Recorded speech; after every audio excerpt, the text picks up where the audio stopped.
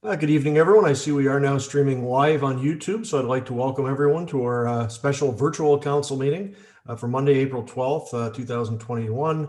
It's just 6:01, so we'll get into item 1, call the meeting to order officially, and move right on to item 2, approval of tonight's agenda. The recommendation there is that the agenda for our special council meeting of April 12th, 2021 be approved as presented. Could I ask for a mover, please?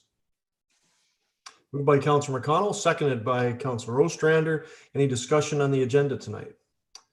Seeing none, I'll call the question. All in favor? Motion is carried.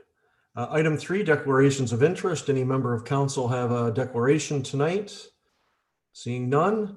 So item 4, we're going right on to the economic development discussion under 4.1. I'd like to thank everyone for freeing up the time this evening to have this discussion. As Mr. Armstrong did send out on Friday, a little bit of clarity on that this will be a focused discussion on economic development that will feed into the economic development strategic plan that's being created right now or very shortly by MDB and along with ourselves and of course the Township of Augusta. That'll create an economic development strategic plan for both ourselves and the Township of Augusta. So this is just sort of to get the brain power flowing tonight to ensure that everyone has input into this. Obviously, this will be an ongoing process. This isn't a one-stop shop this evening. So if anything comes up after this, there'll be plenty of time to continue these discussions as we move forward the rest of the summer and work towards the completion of that economic development strategic plan. As Matt did mention, this isn't an official plan meeting, so we don't want to step on the toes of that meeting coming up. That's the 19th. Am I correct, Matthew? That's we're having that with the OP. So we just want to steer away from specific land use discussions tonight. I'll let Matt speak a little more to that as I turn it over to him in a moment to introduce our presenters tonight from WSP.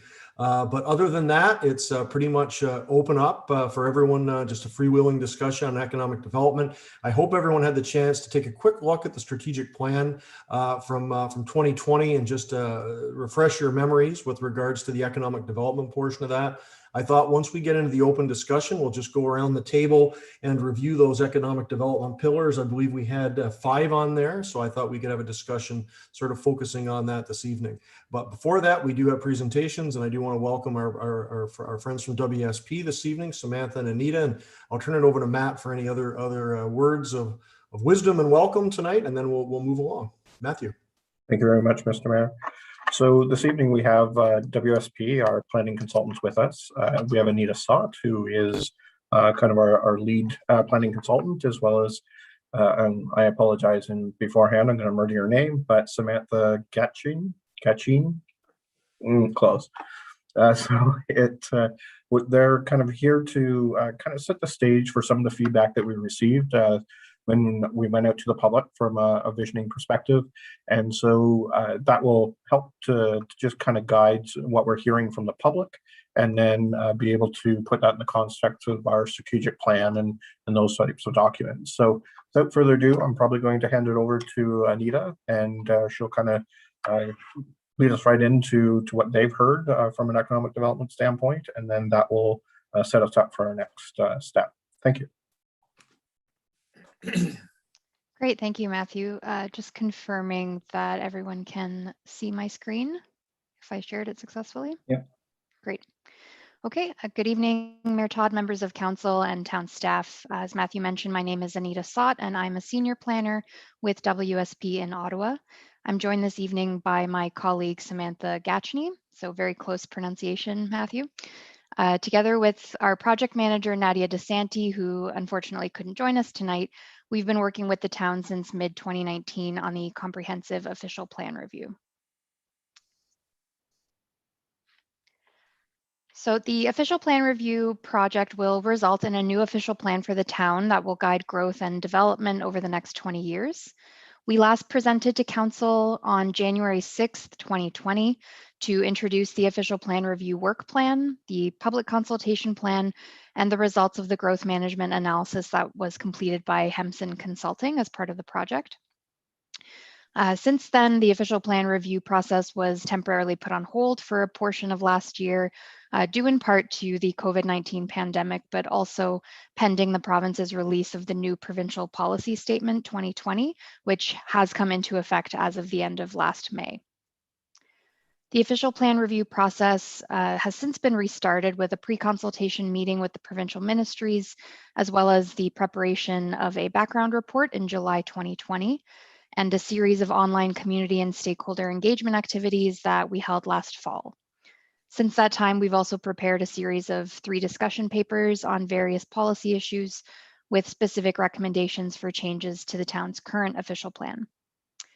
So as we mentioned, we will present these recommendations to council and to the public next week on Monday, April 19th at the special council meeting for the official plan review under the Planning Act. But tonight's meeting is about economic development in general and not specific to the official plan review. Our presentation does seek to provide a summary of that community and stakeholder feedback that we've received on land use topics related specifically to economic development as part of the community visioning activities in October and November of 2020, which we hope can be used to help inform council's discussion tonight. The presentation will not address recommended policy changes to the official plan. Again, that will be presented next week. So over the course of October 2020, we held a series of visioning activities, which were all virtual given the pandemic. These included a video presentation on the town's website that introduced the official plan review and key policy topics that we're hoping to address through the project. We also held an online community survey, and that received about 159 public responses, which is a great response rate, especially for a municipality of this size. And a separate survey was provided to key economic development stakeholders in the town. And some of these organizations included the Prescott BIA, the Chamber of Commerce, the Grenville Community Futures Development Corporation, representatives from neighboring municipalities in the United Counties, as well as local business owners. That survey received 18 responses, and we also held a virtual meeting to follow up with participants on November 10th to hear additional feedback. So through these activities, we did receive feedback on key land use policy topics related to economic development and closely aligned to Council's 2020 strategic plan. And these included downtown reinvigoration, accommodations, attraction, and readiness, industrial and commercial attraction and readiness, specifically around Highway 401 lands, and recreation, tourism, and wayfinding, as well as active transportation. The feedback did provide insight on the priorities for residents and businesses within the town, and we've used it to help inform recommendations for changes to the official plan policies. The feedback is also summarized in the economic development discussion paper, which for everyone's benefit, including any members of the public listening tonight, that paper is available on the town's official plan review website, alongside the 2 other discussion papers that were prepared. So over the course of the next few slides, I will summarize some of the key takeaways that we've had in reviewing that feedback. So firstly, on the topic of downtown reinvigoration, the vast majority of both public and stakeholder survey respondents support a broad mix of uses and mixed use buildings in the downtown core land use designation. Stakeholders specifically discussed the need for food retail downtown. For example, a boutique scale grocery store was identified as being desirable, and other businesses that would offer locally produced or sourced products. The farmers market downtown was also supported. One local business owner reported, which we found quite interesting, that customers at their inn had been choosing Prescott as a destination during the COVID-19 pandemic, with food being a particular draw for those visitors. Respondents also agreed that residential uses downtown are needed to continue to support existing and future commercial uses. With respect to the town's existing community improvement plan, which offers financial incentive programs to property owners for specific projects, about half of all survey respondents identified that the current boundary of the Riverwalk District and historical downtown core area where financial incentive programs are available should be expanded. And that's the area shown in yellow on the slide on the screen. Some suggestions for expanding this boundary included extending it to all of King Street or west to the municipal boundary, as well as north to include businesses that may be located south of the railway. Several respondents also support programs being available across the entire town to maximize potential uptake of the CIP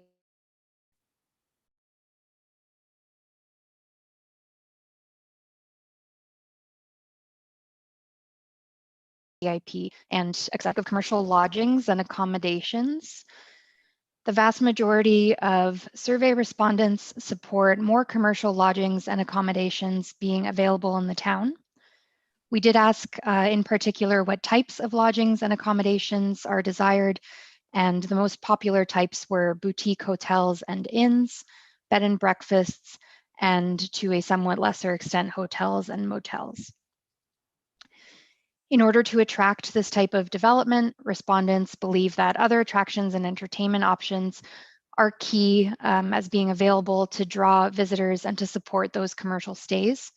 So existing and future local tourism assets should be leveraged, and the town should consider initiatives like hosting more festivals, as well as providing financial incentives for accommodation developers.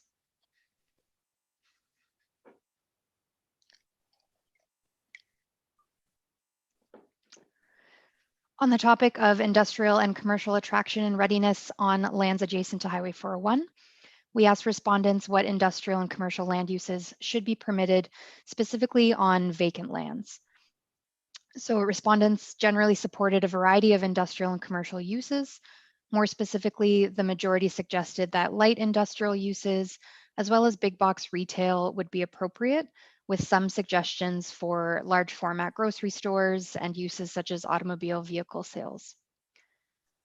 At our follow-up meeting with stakeholders, there was also broad support for less emphasis on segregating uses in the town's employment areas, and the potential to permit retail and food takeout components for some businesses which are currently located in the town's industrial park that the current zoning does not permit. And several respondents expressed support for encouraging environmentally friendly industrial and commercial uses as well.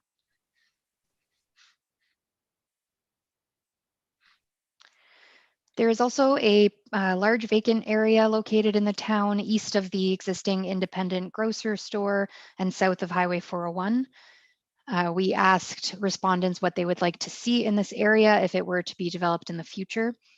So for context, the town's current official plan designates this area for highway commercial uses, which is shown in red in the image at the right, which is the town's existing official plan land use schedule. And in yellow, further to the south, it's currently designated for residential uses. So through the surveys, there was general support for designating the lands abutting the highway for commercial or maintaining that existing red color designation, with residential further to the south. However, we did hear from a lot of people that there is a desire for a buffer of some kind between these two land use areas, and ideally in the form of a natural wooded area and green space to preserve some of that wooded area that currently exists, and to minimize future land use conflicts between these uses that could be potentially related to noise or light pollution and traffic that may result as a result of future commercial uses here. Lastly, on the topics of recreation, tourism, wayfinding, and active transportation, respondents to the surveys expressed significant support for promoting the town's existing tourism assets. And some of the key destinations that were cited included Fort Wellington, Riverwalk Park, the Central Waterfront, the Heritage River Trail, the Harbor and Marina, the amphitheater, and in general, the historic downtown. Some residents were not aware of some of these assets that were listed in the survey, which could point to the need for some enhanced promotion even locally amongst residents. We also heard that the Coast Guard building and diving opportunities could be potentially promoted as tourism destinations. And stakeholders identified the need for more and continued seasonal events, restaurants, and art and entertainment uses to draw tourism. With respect to active transportation facilities, so those being key pedestrian and cycling facilities, survey respondents identified the waterfront, Highway 2, Edward Street, and the downtown as key locations where improved active transportation facilities would be desired, And an example of this would be dedicated cycling lanes or pathways. A desire for connectivity between key commercial and recreational assets in the town was also identified, as well as the need for accessible facilities for motorized modes of transportation, like scooters and wheelchairs. And a specific suggestion that we wanted to mention that we found quite interesting was a seasonal trolley or a form of public transit that would provide public transportation stopping at key landmarks and amenities, but would also provide historic and tourist information. So someone on board describing the history of Prescott and identifying key landmarks as a tourism draw as well. In terms of wayfinding, respondents generally agreed on the need for some additional signs along Highway 401 and at the interchange, if that would be possible, to direct the traveling public to the town's attractions and businesses. And there were suggestions for clearer directional signage within the town, so beyond the interchange, to various amenities, community facilities, and the downtown, as well as potentially a town guide with self-guided walking tours being made available. So I'll conclude the presentation with just a brief overview of the next steps in the official plan review process, which include, again, the special council meeting next Monday, April 19th, which will consider recommendations for the town's official plan review. The community and stakeholder feedback in this presentation has been considered in developing the recommendations that will be presented insofar as they relate to land use policies.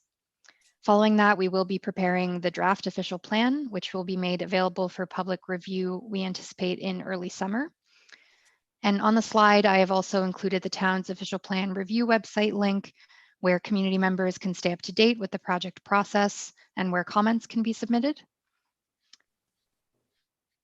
And I just wanted to thank you for letting me join council tonight in this session. We're very interested to hear the discussion, and we hope some of that community feedback that we've received so far through the official plan review will help to inform the discussion and also the future economic development strategy. So thanks. I'm very happy to answer any questions regarding the engagement results.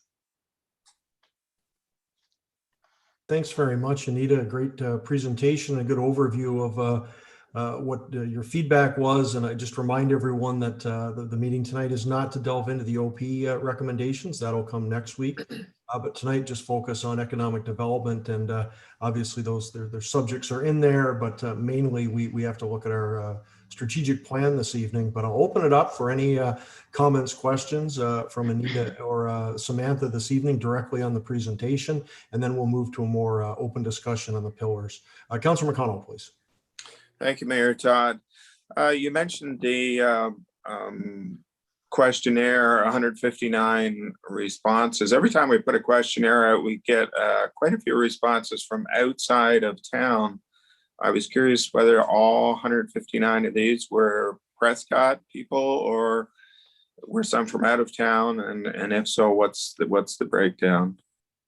Sure. I do have that information. I have the surveys in front of me. If you can just give me a moment to find that question. We did specifically ask respondents if they live in Prescott, if they work in Prescott, if they do both.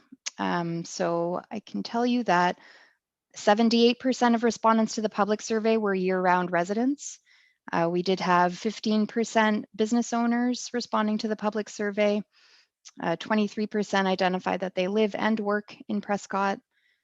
27% live in Prescott, but they work outside of the town.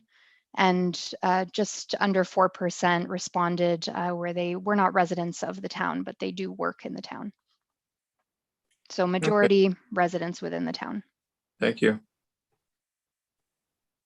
It's actually a lower number than usual. Is a good question that Lee did raise, because we're kind of a united community here. We're the urban hub of the South Grenville area, but obviously a lot of people, whether they live in town or not, they identify Prescott as their hometown. So it's always a bit of a struggle to put that data together, because it's valuable, but at the same time, it doesn't reflect the opinion of actual residents at times. So that's good to know. Other questions, comments for our friends from WSP this evening?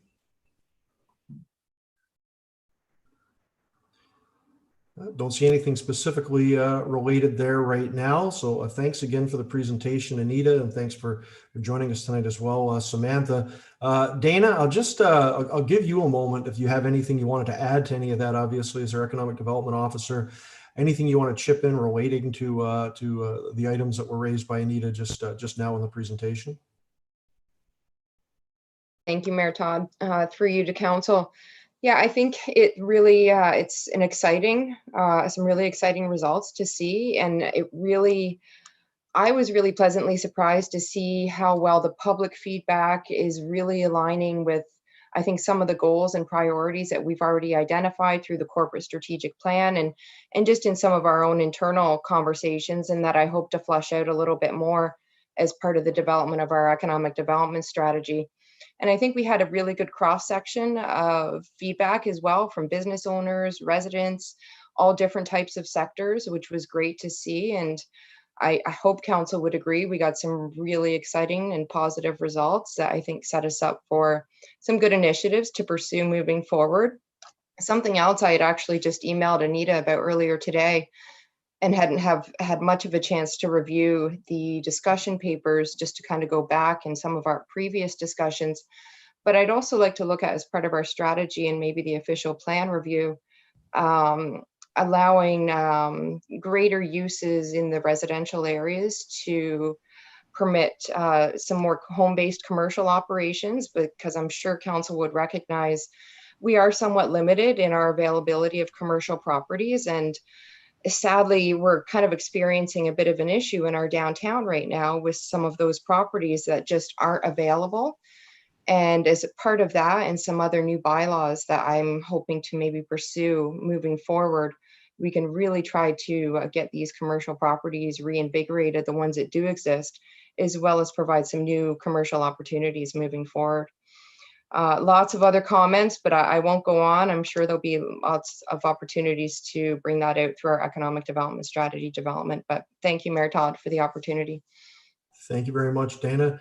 Matthew, anything to add to what we've had so far this evening from staff's perspective? It's been an ongoing process, but it's been an odd one in some ways. And I got to apologize for everyone tonight. This meeting's actually happening quite late because we were trying to do it in person because we thought it would be valuable to use it as kind of a think tank and really delve into some items that we talked about scheduling it in the Saturday and in January. But then obviously we know what happened with COVID-19. So a little more awkward tonight, not having everyone in the room for a discussion like this. But Matt, anything you wanted to add before I open it up and we start looking at the ECDEV pillars?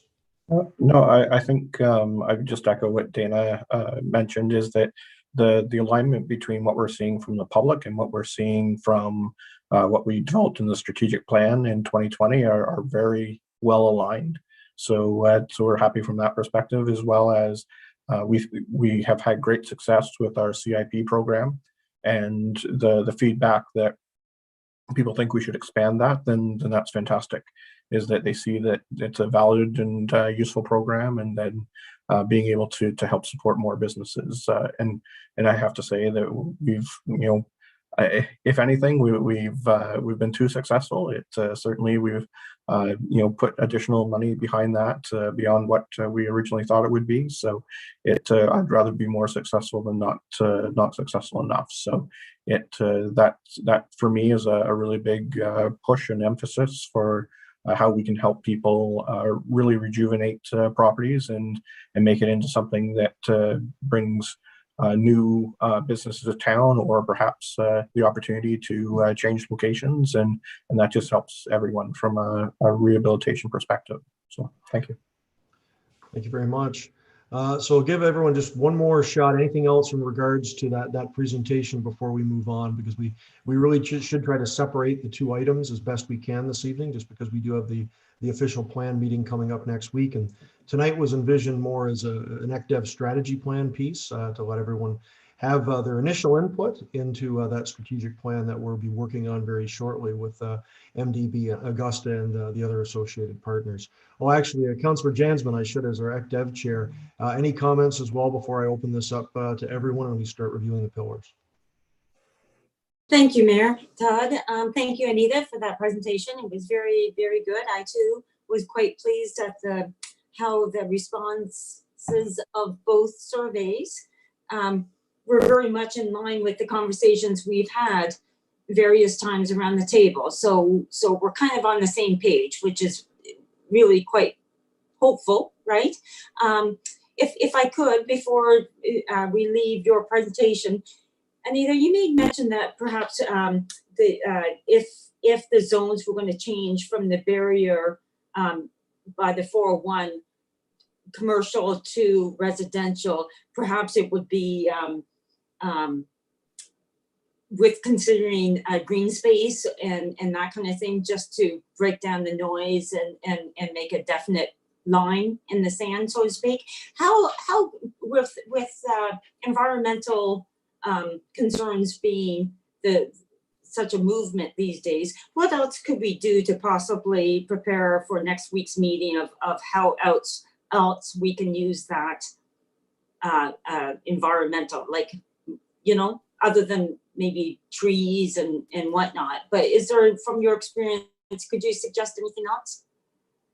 Sure. So through you, Mr. Mayor, there will be a natural heritage system that will form part of the new official plan. I think Council may be aware that there aren't a significant amount of features that are designated as provincially significant in the town, just given its compact size and its urban area. But there's always opportunities to make linkages between natural open space, whether that is your community parks and existing naturalized areas, waterfront areas. So there's certainly still opportunities, even if you don't have those natural heritage features under the provincial policy statement, there's still opportunities to create natural linkages and to designate lands, especially if they're currently vacant, for that level of conservation. Certainly their primary function would not be to act as a buffer between commercial and residential land uses, but that is sort of a secondary function, if I can call it that. The primary function would be to serve as protected habitat areas and naturalized areas for their environmental functions. But they do have that sort of spin-off as creating a natural buffer between uses where there may otherwise be some concerns around compatibility. So for example, putting a subdivision right next to a very busy traffic-oriented commercial plaza, for example. So we will be looking at the land use designation specifically in vacant areas where there are features like local wetlands, for example, that are currently undeveloped, and how those could be preserved in the future. Thank you. Thank you very much, Anita and Councillor Jansman. Just a brief follow-up myself on that one thing, and it's a little bit of an apples and oranges piece because it kind of combines this with overall parkland and free green space in Prescott, but it's probably be of some value for us to have, if you don't already have it, just the exact acreage that we do have in Prescott of open green space. Because I think that is something that does need to be taken into consideration, what we already have in town, which does seem quite significant, especially the waterfront access, but we have neighborhood parks. There's a lot of free green space in what is actually a fairly small town geographically and also with population. So that to me is something that needs to be considered as well when we look at developing lands that we have significant green space now. It's not to say it's exactly the same if we do have issues with, as you mentioned, wetlands and maybe some small conservation areas in certain parts of town in the north end.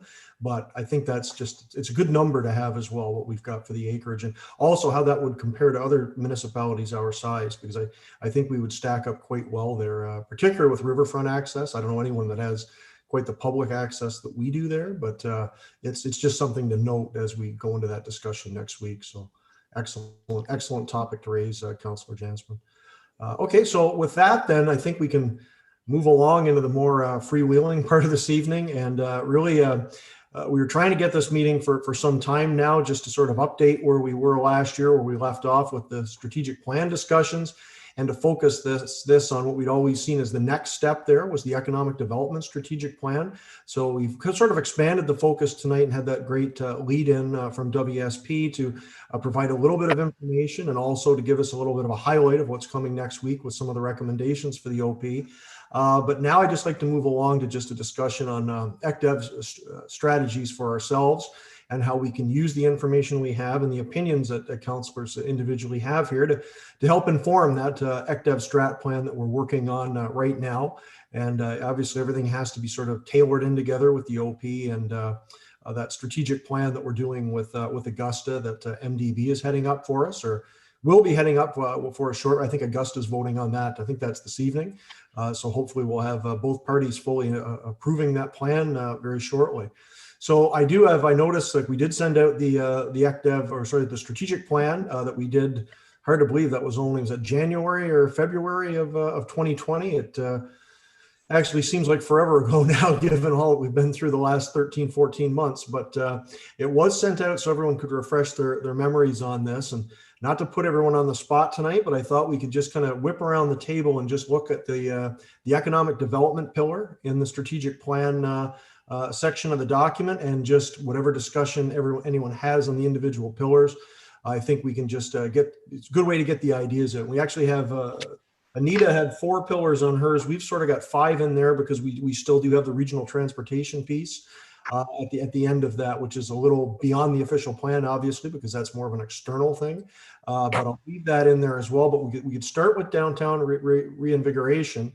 And if everyone's comfortable with this, we could just go around the table alphabetically, if that works for everyone, as we usually do things, and just give everyone the chance to just say what comes to mind. And if you don't have any comments this evening, feel free to pass as well, because will be an ongoing process, and we'll have lots of chances to have input on this as we move forward in the weeks and months ahead. The timing on that, Matt, is it September? We're looking at the draft for that coming back from Miller Dickinson Place. Yes, that's correct. So we've got a little time yet. This is just to get us started and get us thinking, and hopefully coordinating with how we're working with the OP and the public recommendations. So if we could start off with downtown reinvigoration, if everyone's got that and had the chance to review that with the key activities and measures there. I won't go over all the bullet points, pretty succinct. And it was obviously these were touched on briefly by Anita as well in her presentation. So if everyone's okay, we can just kind of go around the room, and Councillor Burton is the B, if you want to start off. I mean, that B is in Burton, I should say. But at the start of the alphabet for us, if you could let us get started this evening. So anything on downtown reinvigoration? Sure. Thank you, Mayor Todd.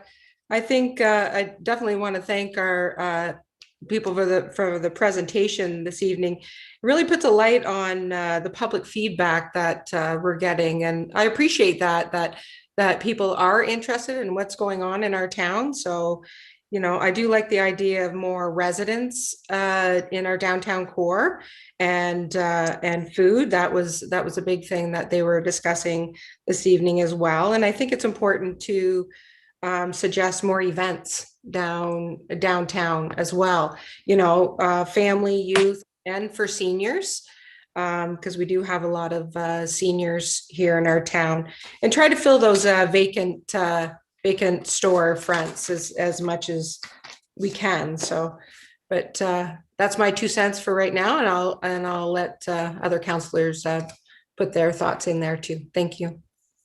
Great, thank you very much. Councillor Jansman, please. Thank you. Of course, I'm a big promoter or supporter rather of the community improvement plan. Its success has spoke for itself. I agree with Councillor Burton to increase in planned events, which of course Anita spoke of too. And I also really like what's been happening lately, being an advocate or a partner with private events. So I think if we advocated more to that, like the Fort Town Run or the Folk Fest, because then it's involved more empowerment of the actual residents and other organizations, rather than always pointing onto the town staff and the onus on them, right? I like that. I wondered, everybody, I'm curious how anybody else, when I read over and familiarized myself again with the ECDEV pillar of our strat plan, I was not surprised. I was pleased that this pandemic really hasn't, like if we were to write it today, it still would be pretty much the same areas in the ACDEV, despite the pandemic influence. But a little bit of what Dana, I think, was speaking to, I wonder if the downtown will see, because people are working from home more, people are traveling more inside the province, and that probably will continue for quite some time, if that will have an effect on the downtown areas and us needing to change, pivot a little bit on how we're going to attract the storefronts from getting filled up, you know? So that's it for me. Thank you. Thank you very much, Councillor Jasmine. Kind of an open question there at the end, but Dana, do you have any observations on that, connecting back to what Teresa's observations were there? Yeah, I think I was somewhat alluding to that under the development of potentially new bylaws to really, I guess, try and find other alternatives to encourage some of our commercial property owners to look at ways that they can revitalize their spaces, make them available for rentable use by either themselves under a new business initiative or to new tenants. We do have a few properties that sadly just aren't available, and they aren't simply, you know, because of renovations being required. It's sometimes the property owner just is using them for private purposes, but not necessarily a public facing business. So again, that starts to limit some of the properties that we do have available. So I would really love to see some council support of some new bylaws that we're investigating, maybe down the road, some sort of a vacancy bylaw that we could use to really try and put some teeth into prohibiting these kind of long ongoing vacancies of properties. And I really think the CIP, it's great to see the support coming out of the studies that have been done so far and the research for the official plan to see some expansion of that area. I would really love to see us look at completely changing the downtown category to really open it up to businesses outside of that BIA levy, because there are a lot of downtown businesses that I would suggest should be eligible for that funding that currently aren't. And it would also be nice to see us expand the employment category. I think there's a lot of opportunity there where we could provide some greater assistance to some of those industrial properties, as well as maybe even a new category under the downtown so that we can really throw some bigger dollars, so to speak, at property owners that are willing to look at restoring the second and third stories of their buildings as well. Because when you're getting into that, our CIP program can really only provide limited support for those businesses or commercial property owners that are looking at investing literally hundreds of thousands of dollars in restoring the property and bringing back not only the commercial, but the residential living areas of those properties as well, which, as you know, are critically important to the support of our downtown businesses. Thanks very much, Dana. Councillor Jasmine, do you have anything further, or was that good for? No, thank you, Dana. And I did want to mention too, maybe somehow promote or support it with a promotional marketing thing or bylaw or whatever needs to happen for more co-op style businesses to, you know, use up some of that empty storefronts. Thanks. Good points. Thank you very much. Councillor McConnell, please. Thank you, Mayor Todd. I'm in the downtown every day. I walk through there at least a couple of times a day. I think I was down there 3 times on this Monday. I tend to look there. I guess I take a visual perspective of what I see, and some of what I see is not very complimentary to Prescott. We have properties that have been started a renovation and quit years ago. We have properties that we've given a grant to repair, to fix up. The repair has been done. It's still not in use.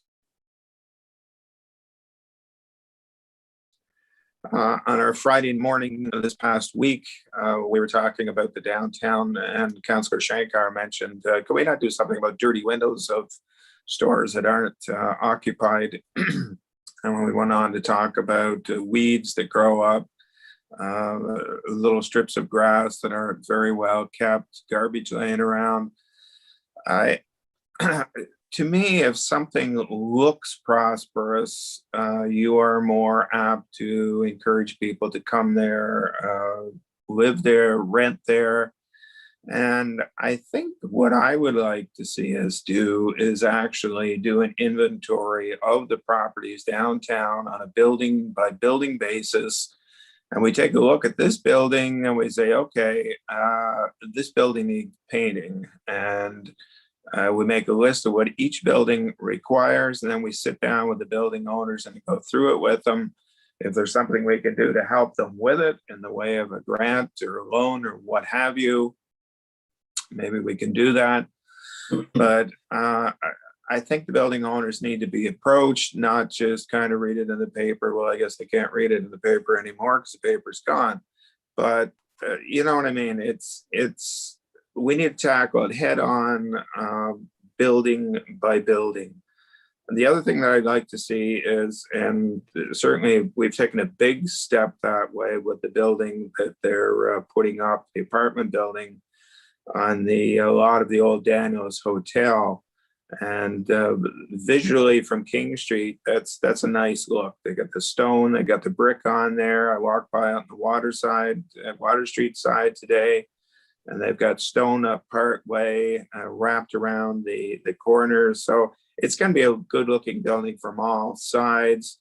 And that's what we need. We got a couple other vacant spots down street that are really underutilized,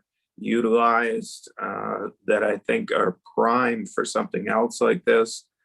The more people we put in the downtown, the better it is for the downtown. So I guess I think that general spruce up, the town, of course, could participate in this directly with the planting more trees. We had a gentleman give us a presentation on that last fall. We make sure our sidewalks are in decent shape, that their streets are clean in the winter, that the snow is removed, and our guys do a good job on that. And I've had a lot of compliments about snow removal this winter. But an attention to detail is what I think is required downtown. More of an attention to detail. Thank you. Thank you very much for those great points, Councillor McConnell. I couldn't agree more. I do know, though, and I don't want to preempt staff on this, but I have been talking to Matthew and Nathan over the last few weeks about a more comprehensive maintenance and cleaning plan for the downtown core. And I understand something is coming forward very soon, and it's already looking, I think it's looking really good down there as of last week with some of the street sweeping efforts and everything. And we definitely need to up our game there. And attention to detail has always been huge for me, as well as yourself, as you know, Lee. So that's really well taken and excellent points. I will say, though, on the first one, I'll leave this over to Dana for a comment, because I do know that there has been direct outreach to property owners in a number of key areas. Obviously, there's only so much we can talk about that in a public setting with regards to the individual property owners, but there is some good news happening there now. And Dana, if you want to just discuss briefly about that and what you have been doing with reaching out to individual property owners to try to spur things along, try to get the carrot out there before the stick comes down in terms of property standards. Thank you, Mayor Todd. Yeah, so we take a really strategic approach when it comes to the CIP program. I have a kind of a running list of properties that have been identified as really good candidates for funding, and we do take a really targeted approach with those owners, always encouraging them to consider some funding applications. And we're actually just this week, unfortunately, after we scheduled the planning meeting for tomorrow, so we're going to have to schedule another meeting very quickly.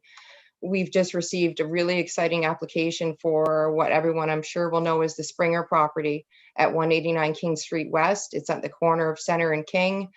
As all of you know, this is a very iconic property. It's one that I've been pursuing to hopefully get them to bite on submitting a funding application. And I'm very excited to say they're actually doing a full restoration of that property. This is not just simply a facade or sign application. This is going to be a full restoration that will hopefully result in some new residential opportunities, as well as provide commercial leasing opportunities for all of the individual units in that building. And it was actually, we really do owe a thank you to H&R Block, because they were kind of the impetus for this restoration of the property. Their move and part of their leasing arrangement with the property owner has resulted in some great retrofitting being done to accommodate the new tenant, and will hopefully attract some additional tenants soon. It is a substantial application, so we will be likely requiring an additional injection of funding into the program. So as Matthew alluded to, we're almost getting, it's too much interest to really be accommodated by the current budget. So hopefully council will be open to maybe considering an additional allocation to support this and some other applications that I'm anticipating coming in for 2021. Thanks. And just one thing, sorry, before I cut you off, that I wanted to know, I think we're also talking about two separate things as well. I think there's a broader property standards issue that needs to be addressed, which is a very separate thing from what we can provide through the CIP funding. But I think this really needs to happen in tandem, as per Councillor McConnell's suggestion. I think it's something that maybe the building and bylaw department could work on in conjunction with economic development to really get the full uptake and adherence to the bylaws that we do have in place. Thank you. Yeah, excellent point, Dana. And that's something not even just in the downtown in terms of property standards. I mean, we've all received the emails lately about the cleanup, the good work that some citizens are doing in the North End with cleaning up properties. But I mean, a lot of that is focused on its commercially owned property. They're not town properties. And if, we had a residence in town, the front yard was filled up with garbage, whether it blew in from elsewhere or whatever, there's still an obligation and a responsibility on the property owner to do so. So I do wonder if we have to go after commercial properties overall and just try to encourage them clean up these properties, because they're the ones generating the trash as well. So excellent point. So Lee, did you have anything further you wanted to add there? No, the only thing I'll kick in is in talking with Sean, property standards bylaw is high on the list of what's coming in the near future. And I have a feeling if we didn't have this COVID and we've been able to meet face to face, all of us, we would have had it by now. So I think the property standards bylaw is going to go a long way, or at least I hope it would, to cleaning up not just downtown, but some other areas when you walk around that really there's no reason for what we find. Absolutely. Excellent points. And I do know, Matt, can you comment on that, when that's going to be back to us? I know there's been some work done on it and we've talked about it for a while, but like everything else, it's been pandemic delayed as well. We're hoping to put a draft in front of council shortly, probably sometime in May, if not June. Excellent. Thank you very much. Good to have that in the radar as well. Thanks very much, Councillor McConnell, and moving on to Councillor Ostrander. Thank you, Your Worship. Just listening to the presentation by the ladies here earlier, not only reminded me of the strategic plan, but it took me back to 2018 when we were doing the recreation master plan. And there's some similarities there. I think the recreation master plan sort of opened our eyes as to what people wanted and where they wanted it. And I think we listened up. And when we, took on the strat plan in January of 2020, I think a lot of the rec items were in the back of our mind as we were developing pillars and allocations for things. And I thought that was really helpful for that, because people still recognize the recreation area and recognize their needs and their wants, and that helped us. Sure, we had plans for a rink at that time, and which are now moving slowly ahead, but are moving. And we also had plans for various sort of extraneous things like dog parks and dog runs and that type of thing.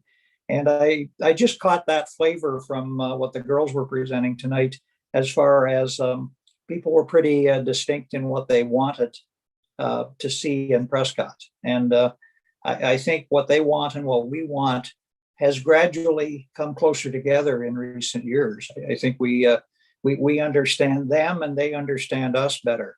And these surveys sometimes we think are maybe not the best use of time and energy, but I think they've done their due diligence in this course. And I know Dana's been a huge help in the last couple of years to kind of put this stuff together and put it in categories that we can better understand, and has worked hard on the CIP program and those type of things. So we're moving in the right direction, but we still need a little more direction and a little more best use policies type thing as we tackle some of this other stuff that we haven't. The ECDEV is moving, but as we know, it's multi-layered and it requires quite a bit of background in order to push it an hour to move it an inch type thing. So I think all of this is good stuff, but we just have to remember that we didn't get here easily, and to get much further ahead with this is not going to be any easier. So we have to make sure we line up all our strategies as to how they're going to work, when they're going to work, and how they complement one another. And that's an important thing as well. Thanks. Thanks very much, Mike. Moving along, Councillor Shankar, please. Thank you, sir. Great presentation, Anita. It was really a good reminder of the official plan. I won't talk to it, but it was well done. I look forward to next week's meeting. As everyone has said, and Dana said it so well, that CIP program has been a resounding success. The more we can invest in that and invest in help businesses promote their business, it just promotes all of Prescott. So that's good. One thing I want to make mention, especially for the public at home, is, we have to make these plans even though COVID's still active. Like, we're in lockdown. We still got to talk about, creating events for the future, creating downtown eateries, for example, all those that are probably taking a pretty big hit in the last year or so with all the restrictions that have been applied. But, we have to look forward. Same with the farmers market and crafters market. Those things are tough right now, but hopefully with the vaccination rollout and we're all going to be cleared sometime in the future, although it sounds like a broken record. But I think we're on the right track, and we'll just keep working away. And I look forward to seeing Prescott become prosperous. Thank you. Thank you very much for those great words, Gory. Just add a couple of comments myself, really just reiterating what everyone else has said. The CIP, I think, is really starting to seriously snowball now. And I think unfortunately, we did lose some time there with COVID, but we're seeing with what's happening with the Springer property, what's really coalescing now as the Stefano building gets closer and closer at the former Daniels lot. That is going to be a huge shot in the arm for investment in downtown Prescott overall, because we as we have seen, I mean, there has obviously been some reluctance to invest in some of those historical properties and some of those properties that have been occupied for some time in downtown Prescott. Now, we've seen somebody invest between $4 and $5 million in a major project down there, and now that's clearly becoming a beautiful building. We'll have occupancy there late summer, early fall. That's only going to spark more development. So the more we can do with the CIP and expand it further across the town of Prescott, the better, as far as I'm concerned. There are some other areas that could utilize that. And I think there's also, we've taken some good steps here already. It's not it's not spelled out specifically in this portion of the document. But we have just hired Justin St. Pierre as our business development officer, working more closely with both BIA and the Chamber of Commerce. So we're doing what we can to try to help out some of these organizations also that have been hard hit with COVID. So I think the downtown reinvigoration, I totally agree with what Lee said. There's some areas down there of some serious concern right now, but I think we're at the point where the snowball is going to start to really pick up and increase in size as it starts. This project's really rolling along. So I think we've got all the means in place for a really successful year downtown. And a year from now, I think with the apartment building open, and we'll see what happens with Springer, and we've got 3 or 4 at least other key properties under major renovation downtown now. I think we'll be in a really good space once we finally clear COVID out of the way, and we have hopefully a full normal or almost back to normal year in 2022. And the other thing I would mention just in the downtown portion is just that partnership with Augusta. I think it's really valuable when it comes to events and promoting the town. Mayor Malenka has always been very open in saying that he regards Prescott as the urban center that we should be marketing around, both in Augusta and in Prescott, to link ourselves. So if we have summertime events, we could have things in conjunction with events in Maitland and even back into North Augusta and so on, to really create those linkages that'll drive more people into downtown Prescott for events, festivals, restaurants, and so on. So I think that's something else that'll really help reinvigorate our downtown, and something we really need to continue to focus on. I think that's something that'll come out of the plan we're doing with MDB as a major priority and a major opportunity. And there's more of that, of course, with the tourism portion of the active discussions tonight. But it'll really help our downtown, I believe, as well. Any other comments on that first section on downtown reinvigoration? Anything else from council, and anything else from staff they want to add before we move along? Dana, one more point. Thanks, Mayor Todd. Yeah, I just quickly wanted to touch on Councillor Shankar's comments regarding the farmers market, and also note that's going to be a big piece of Justin's work. We're really focusing a lot of energy on redeveloping that farmers market, making it a real asset for the downtown, and kind of utilizing that as the backbone to really help get the downtown more activated when it comes to smaller events and promotions happening on a regular basis that will also support the development of these larger events, and of course the development of our ongoing business community. And then just something broader I wanted to note as part of the strategic plan itself. I think a really important piece of that to note is it's not just going to lay out a bunch of recommendations, actions that we can pursue. It's also going to include with each of those recommendations a list of key performance indicators that we can go back and look at that are really going to help measure our success and our achievement of those goals that have been laid out, as well as keep the economic development department and any other supporting staff, and then the municipality as a whole accountable. So it's not a strategy that just ends up on a shelf somewhere. It's very actionable and measurable, and I think that's going to be a critical piece that we really stressed as part of the development. Thank you. Thank you very much. And the other one I forgot to mention as well is Digital Main Street.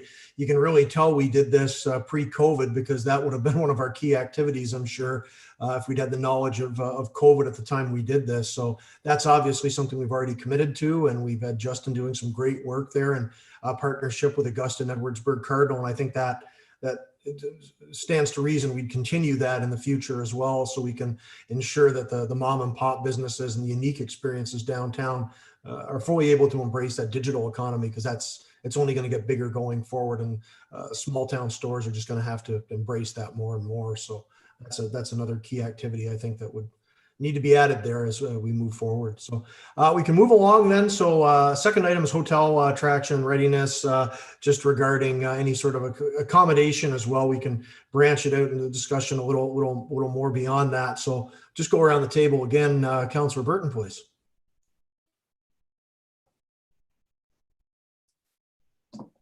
Thank you, Mayor Todd. I think we do need to be ready and willing if and when we can get a hotel or even a motel here in Prescott, either the south side of the tracks or the north side of the tracks. And hopefully in the near future, we can get somebody interested in coming to Prescott and getting that done. But if we're ready and willing, it should happen. Positive thinking. Thanks.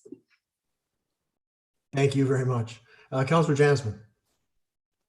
The only question I had, Mayor Todd, is in the strat plan under key activities under this section, it noted develop hotel motel attraction strategy, and I just couldn't remember how we were going to do that. Was that in our discussions when we put that down? Was that going to be by a third party? Is that something we have already done with the many studies that we have done over the years about hotels, that kind of thing? Would you know that, or maybe because you've been around? Yeah. I'll refer it to Dana and Matthew if they have anything specific, but we did discuss at that time. I remember there's, the companies do those hotel marketing studies. There are just, I think, a couple that are really accredited in Canada. And we use the one, I think we've had it done once, and then we had it updated once officially. But I don't know if we've updated anything beyond that. Matt, Dana, any updates on that? So I think kind of our first step would be the official plan and zoning bylaw revisions, and then coming out of that, really taking a look at the hotel motel attraction strategy. So once we know exactly where we want it to go and the size of property, and we've made those allowances within our bylaws and our plans, then I think that will really help to dictate who we would go after in that case. I see. Okay, thank you. And then there's also, I guess, the possibility of a spin-off there with the Travel Plaza and the north side of the 401 too. I mean, we're putting all the building blocks in place for something, particularly in the north end, but also for the south end as we move forward. Councillor McConnell, please. Thanks, Mayor Todd. You mentioned the hotel study. I think the last time we updated the hotel study or did the hotel study originally, I can't remember which one it was. The report that we got back, because we were interested in both the north and the south sites, we didn't get much in the way of the south sites. And I think the reason was, as they stated, that has the money to actually build one, just spend it out of their pocket. The money has to be sourced somewhere, and nobody is loaning money for hotels unless they're at an airport or on the 401 corridor or 400 corridor. And so that puts it in the north end. That does not put it in the south end, but I don't think there's anybody that sits around the council table now or anytime in the last 30 years hasn't had visions of a hotel downtown, and I'm no different. But I can't see a $5-6 million 5-story hotel sitting beside the marina, because I think it'd be empty most of the year. I think it's certainly desirable for downtown, but when my wife and I travel, I have no interest in a hotel room along the 401 with the windows shut, and if they're not shut, you hear traffic. We always go for something quieter in the older section, bed and breakfast, Airbnb, or a small older hotel that's been around for a while. And I think the possibility of something like that with much less investment downtown or in the waterfront area is certainly possible. And we have the second and third story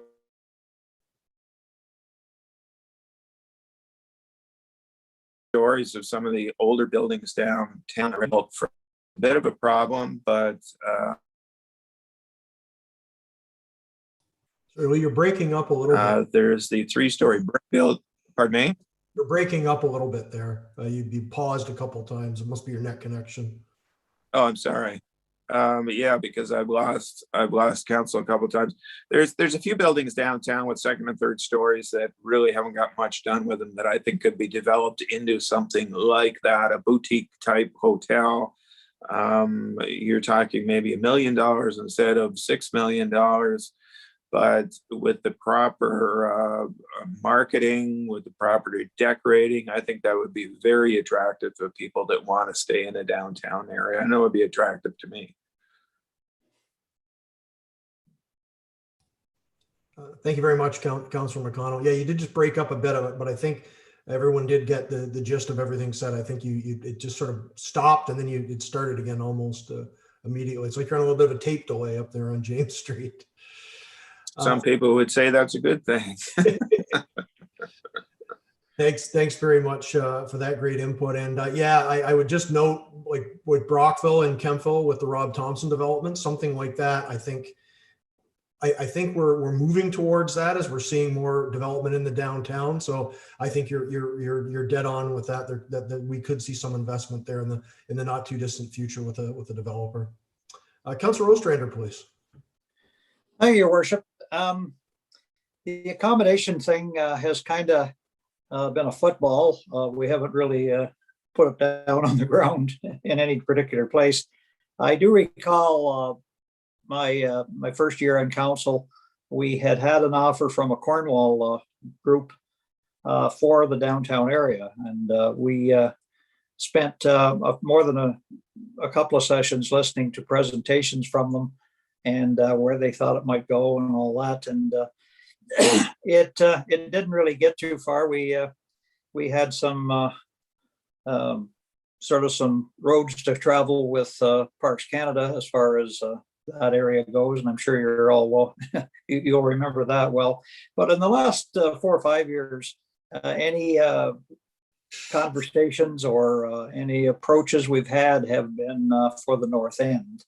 And I suppose at the end of the day, we have to fill those buildings 12 months a year, not just 4 or 5 months of the year. And I side with Councillor McConnell somewhat in that for tourism and for public appeal, and to be along the water or within view of the water would be the ideal setting. But I think from the business perspective, at the end of the day, we would probably be wiser to look at the North End probably more seriously if in fact we had a serious offer. And, so I'll just leave it at that. I presume Dana might have a comment on that. She's touched on that a little bit in her time here, and it's an interesting argument, I guess, or discussion at best. Thanks. Thanks very much. Thanks very much to Councillor Ostrander. Dana, did you have a comment on that before I move on to Gory? Yeah, thank you, Mayor Todd. I think it's with the conversation that's happening right now really shows that, based on the feedback that we're getting, it's not really a one or the other conversation. I think our community is well positioned to not only support a larger chain style 401 adjacent hotel development, along with your more boutique Airbnb style accommodations in the downtown core, because you really do, if we're trying to attract that broad demographic of visitors, you really want to be able to offer those varying accommodations, because as each of you have said, you all have your own preferences for what type of accommodation you're looking for, and the type of traveler you are is really going to dictate that, whether you're traveling for business or recreation purposes. So, and I think with what we're seeing today in studies and some of the previous hotel studies that have been done do show that there is support, and that the community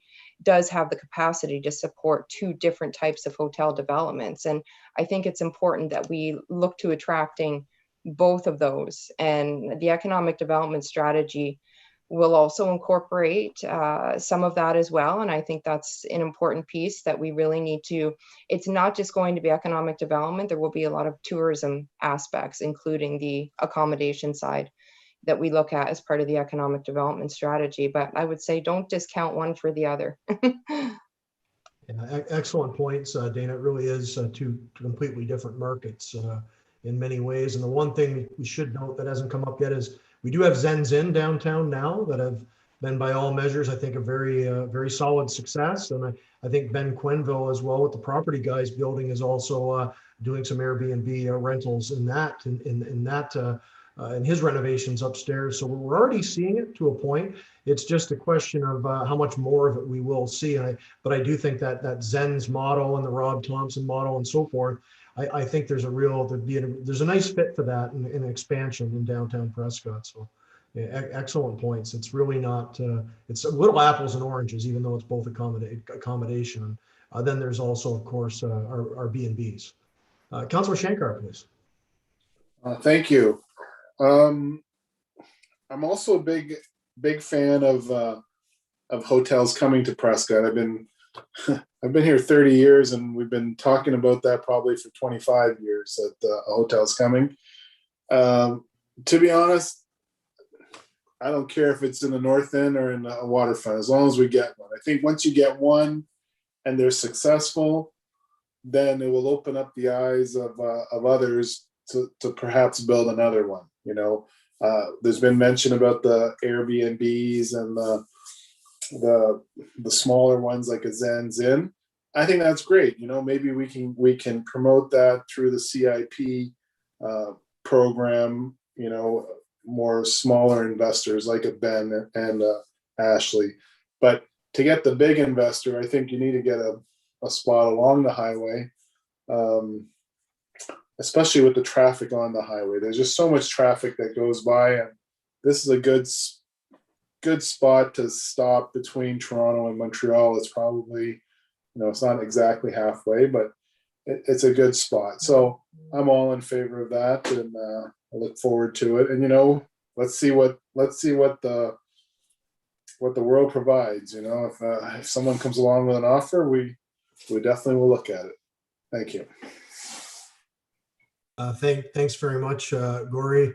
My only comments, well, just to agree with basically everyone here. Excellent points across the board on how it really is two separate markets, and I'm with Gory on that. Wherever we can get the hotel. I will note for people that are watching, we haven't been sitting on our hands on this one. We've actively been involved with a number of proponents of hotel development. It's been in the North End. We've been close on various occasions, but it hasn't quite panned out, unfortunately. But we've obviously, you know, there's been a lot of ebb and flow in the market. And I think Lee did mention it earlier. I mean, one of the things we've been told when we updated particularly back when we updated the hotel study, is that these sorts of hotels, they're not being funded that often anymore. Generally, it's when they're connected to airports or a real strong development like a casino. And especially, you know, waterfront and downtown cores is a very, very difficult thing to source right now, because you really have to be a destination to make that work 12 months of the year. And as much as I'd love to say we're as marketable as a Gananoque, we're not. Can we get there? I think we can, but that's a long-term project that'll take a great number of years. And I think we're on the way to developing a downtown that can accommodate that, and a town overall that could accommodate such development. But we're still a ways from that, and that's really a multi-generational sort of thing. But I think the sky's the limit for us. The other thing I just did want to add that I think really will bolster our ability to attract hotels in the North End is the arena complex, the rec facility, which we are in the process of developing now. I wish I had more firm updates for people I could go public with right now, but it is moving forward. We do hope to have some announcements there in the not too distant future, and that has the possibility of really sparking a lot of commercial development along that 401 as well. And of course, that's one of the cornerstones with what we're doing with Augusta too. And I'll mention the Aqua World too. That is still it's still progressing. Obviously, that's had some setbacks with COVID-19 too, but that's a game changer as well if and when it goes just to our western border in Augusta. So we are ready to go for this, and I just think with the key activities, we do have to kind of double down and decide on how we do that attraction strategy. I think we left it open-ended last year, and we discussed it on how we would do that hotel, the marketing study again, if we would update that, we would pay for it and use it as our marketing materials, or we would just try to, you know, offload that on a company coming in and require that they do it. and we've sort of taken both tacks there in the past. So that would be a question I think we need to formulate as we move forward, how we're going to do that and how aggressive we're going to market it, because we have been sort of allowing them to come to us. Maybe there's a way we can really roll it out and be more aggressive in our pursuit. But anyway, great discussion on that this evening. And obviously, I think we're all pretty much in agreement there. And I think the community is in agreement with it as well. It's been seen as a community priority for some time. So next topics, 401 industrial commercial attraction readiness.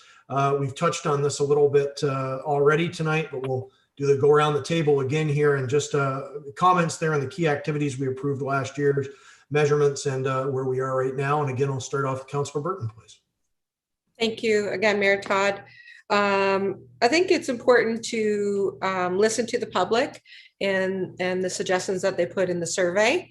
72% really want some large box stores and with residential areas and some green space. So I think it's important to keep that in mind when we're looking at the North End complex there, and hopefully build on that.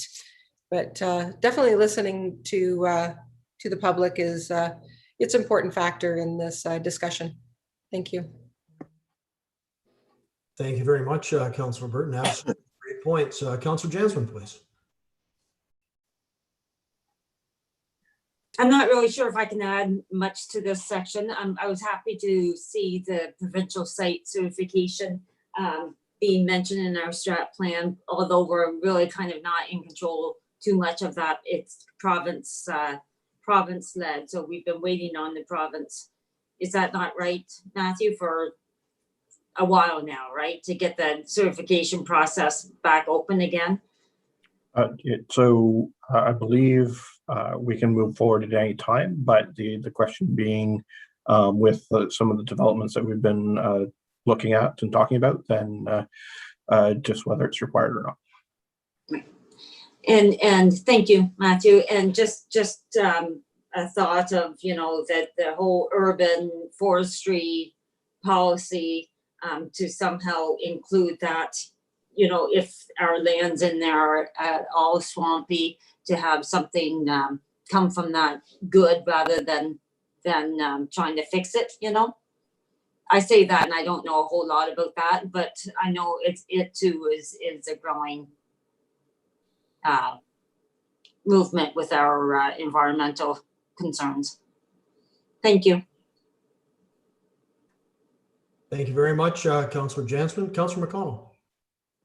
Thank you, Mayor Todd. Well, I agree with the plan that I saw that was presented with partial commercial on the northeast and then residential, which of course goes down towards Kingston Crescent area. One thing we got to remember though is there's a large chunk of that east of the grocery store along the 401 that is a stormwater pond that we're not going to be able to develop anything in, and that occupies a very large piece there along the 401. We've been speaking with, ever since I've been on council, in regards to drainage of that whole east section, the part north of the 401 that's flooded, and their section that's flooded, and ours where the water's backed up. And it always seems like we're making progress, but it never happens. I think for us to do much in that area of town, we're going to have significant progress with our eastern neighbors. And that area is going to have to be drained to drop the water table enough so that we can actually get some interest from developers to do something out there. North of the 401 in our industrial park, again, ever since I've been on council, we've had interest out there. We've had this whole park basically sold a couple of times now, and the condition of the soils seem to preclude anything from happening, or at least anything from happening yet. Although we do have it's sold again with some very definite plans, and we're all hopeful that that will go forward. What we've been kind of neglecting until very recently, though, is our industrial park south of the 401. And we have, as you know, Mayor Todd, instigated some investigation as far as soils there now, contamination, to see what's what, and we'll be hearing on that hopefully in the near future. That has some possibilities, though, that the north is restricted. In the north, as you know, the Ministry of Transportation has been giving real problems with us about cutting the trees along there. So if we were to sell it to anybody, the exposure isn't there to the 401 unless those trees are cut. We don't really have that much of a problem on the south side because it's our property. South of the fence, there's not a lot of trees, but again, drainage is a problem. It's very wet along there. Part of it is our problem from having filled in years ago in that industrial park back there. But I think what we need to do, and somebody alluded, maybe it was you a short time ago, to the arena that we have planned for back there. I think what we need to do as soon as possible is not to just get the arena planned out, but plan out what recreational fields we are going to have to go with that. Definitely, and then we can address what we have left and the best thing to do with it, because I think we should be putting more emphasis in marketing our South Industrial Park.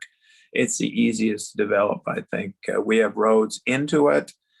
We have infrastructure in the neighborhood. It's this side of the 401. It's not as expensive to develop. So I think we have a lot of possibilities all along there, but I think we need to spend some time, effort, and money on the south side. Thank you.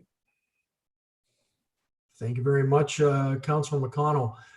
Wide-ranging, excellent points. Well, I'll just ask Matt and Dana, any comments on that? Because we do have essentially the north side sold out. Even the Sealy property across the road there has been sold. That's obviously we're only a kind of a side party in that because that was a private sale.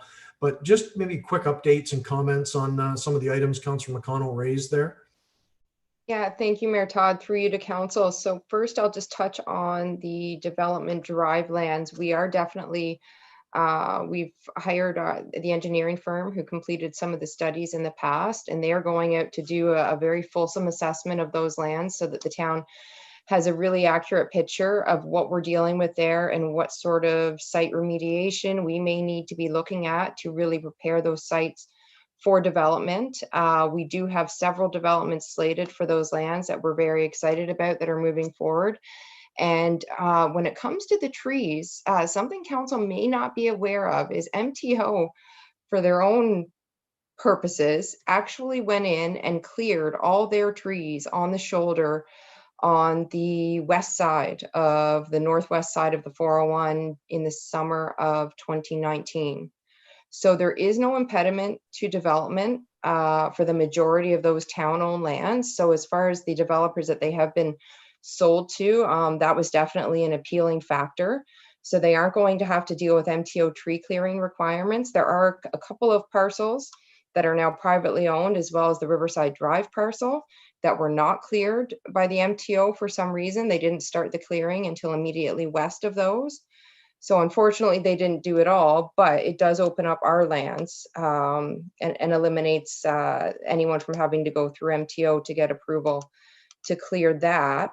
And another just reminder, as far as the Sophia Street Industrial Park lands are concerned, we do have a conditional offer to from a developer who's also purchased the Development Drive Northlands to purchase the entirety of those. And we're just in the process of completing further assessments of those lands, looking at some of the environmental as well as the source water protection area and confirming what exactly can be developed. But to Councillor McConnell's point, I think it's critically important to identify exactly what we need for recreation lands there as part of the ongoing negotiation of this sale. Matthew, I'm sure I've missed something, so please. Oh, I think I'm good. Thank you. Thanks very much, Dana. Lee, did you have anything further there?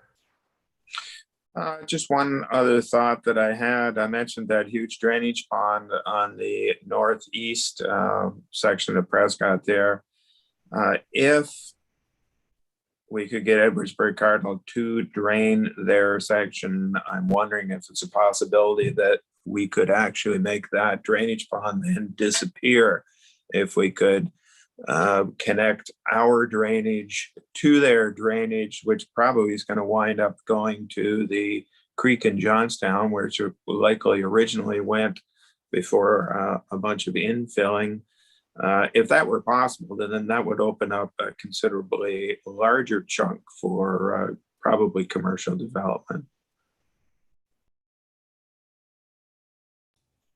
Matt, Dana, would we not discuss that at one point? I thought that was raised at one time, and I know United Counties did something, and remember they had the flooding right across the roadway down there at New Wexford a couple of years ago. They have opened up some more drainage options there, but did we not discuss at one time about possibly changing the setup there with that drainage pond beside your independent grocers?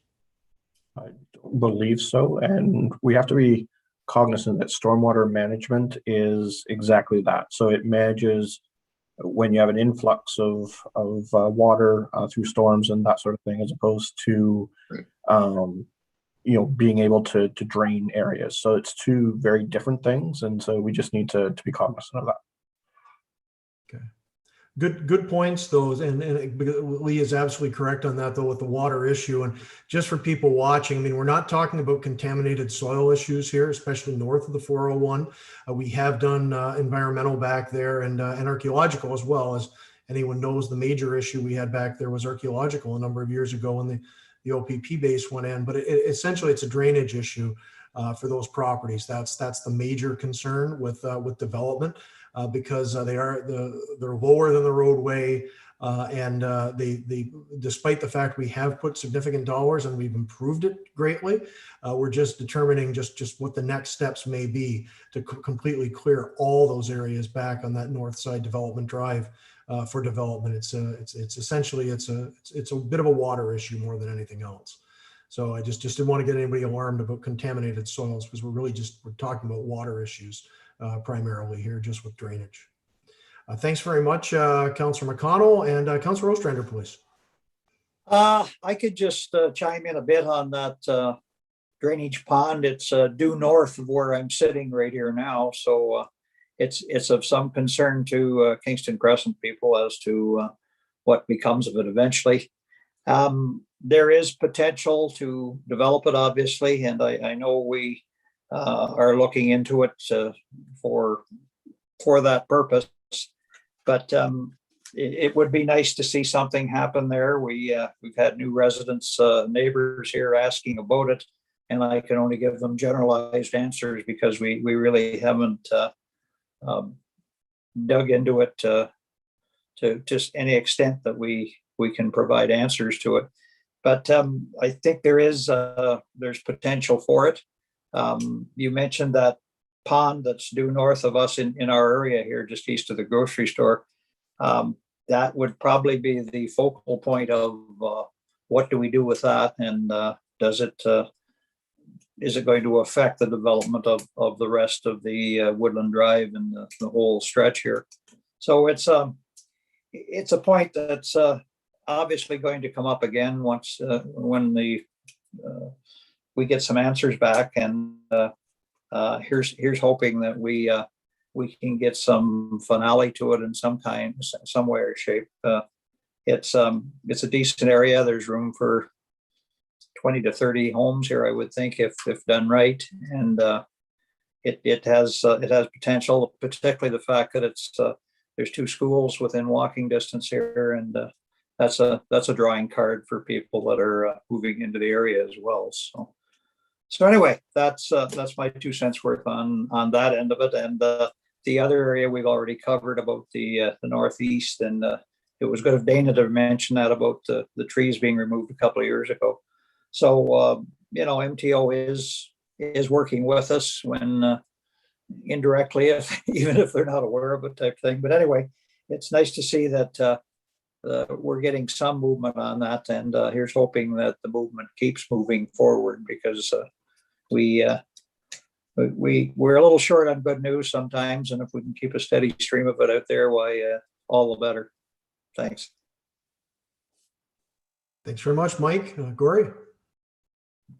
Thank you. So I think half the battle is recognizing our deficiencies, our areas that we need to expand and develop. And I think Matthew and Dana have done a great job that way, and not just recognizing what lands are there, but also going the next step and checking out the water problems and checking out what it would be best for. Is it residential? Is it commercial? And utilizing that knowledge and putting it to good use. So I think we're on the right track, evidenced by the sale of the lands in the north end. I still think we need to, and it's probably on there, look at providing services to that other side of the 401. I know council spoke of that many years ago, and it just gets more expensive as time goes on, but it might be something that if we could do, that'd be great. Also, the south end of the 401 there, where it's just forgotten land pretty much. The more we can do there, and north of Mike there would be great. So thank you. Thank you very much, Councillor Shankar. Just touch quickly on a couple of points on myself and the key activities there. Site certification. I think what we've encountered with the sales, we were really very fortunate in 2020, and we do have the area pretty much sold out now. So the site certification is not really necessary at this point. Maybe might be in the future if we have anything fall through back there. And the same with the second bullet point in engineering study that's being tackled now with the MDB work, along with their partners and with ourselves in Augusta. The OP zoning bylaw, of course, is underway now. And the marketing strategy really, again, that needs to be tweaked rather dramatically now, simply because the north side is sort of taken care of now. We're beyond marketing and we're into implementation as best we can. The only comment I would have on this is, and I'm referring this is just specifically about economic development strategy, not land use, although in this case, it's hard to separate the two, so I'm not going to go too far down that road. But I do think there has to be some acknowledgement that these are employment lands. These are some of the vital property in the town of Prescott with regards to bolstering our commercial and our industrial tax base. And we do have to look at it as such. I don't think that means we throw the environment out the window. Obviously, we do not do that. But at the same time, we do have to acknowledge that we do need to enhance our tax base. We do need to bring jobs to the area. We do need to bring commercial into the area for more shopping and so forth. And we've got very limited space back there in which to do so. So I think that just has to be very cognizant as we plan out our economic development strategies, both on the south side and the north side, because we're very landlocked.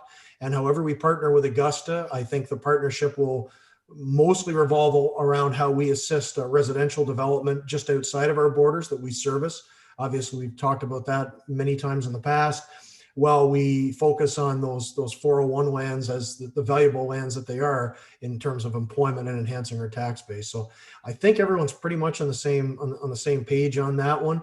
But it is, I just wanted to put it out there because we do need to concentrate on those areas. It's something that citizens in town have been demanding for many years, and we've certainly tried to implement that. And I think we're really on the cusp of something great back there right now. We just have to go over some of the issues we've had with the water. There's nothing there I think is show stopping, but we do have to address all that and make sure we're completely able to support the developments we're looking at back there. So all good stuff. So two more I think we can probably handle pretty quickly so we can get out of here well before 8 o'clock.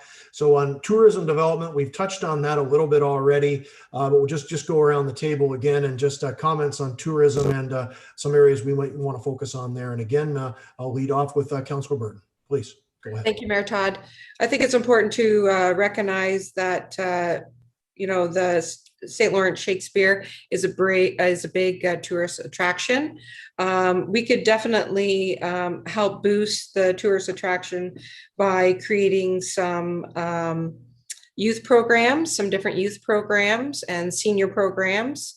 and family programs to boot. I think we should definitely get some key organizations, key people from organizations involved, and maybe create a recreational volunteer group with those key people. Same with creating a youth group advisory committee. That's one of the things in the survey that the suggestion is. And I'm quite passionate about this topic, and I'd like to see a little bit more programming and different events and seasonal events in the town to help promote tourism. And of course, I mean, hopefully COVID will be over soon, thinking very positive again, that we can plan for the future. But I think those are the key things that I like to promote. Thank you. Thank you very much. Councillor Jansman. Thank you. I'd like just 2 comments. Focusing and maximizing the use of the tourism assets that the town already has comes right from our strat plan. And the best example of that is our lighthouse in the marina. If we could just agree that that's a fine asset that's really not utilized, and built it into a tourism, part of a tourism thing to do, both for the residents of the town as well as visitors to the town, I think that would be really a smart move. It would also link the waterfront marina to the downtown as well. I know at one time, and it was mentioned in the presentation earlier tonight, having guided walking tour maps is a smart thing. I know, like Lee mentioned, when he goes traveling, I know when we go traveling, that's one of the things we look for, and it's relatively very, very reasonable. At one time, I know the tourism student ambassadors did 100 things to do in Prescott, and something like that. If we keep that going and maybe update it every year, that could be part of the tourism package for young families to come to Prescott. Thank you. Thank you very much. Teresa, Councillor McConnell, please. Thank you, Mayor Todd. Matthew mentioned that rather than having big festivals, we didn't mention this tonight, but he has in the past, that we should sponsor smaller festivals year round. And I agree completely with that. It's not such a big investment.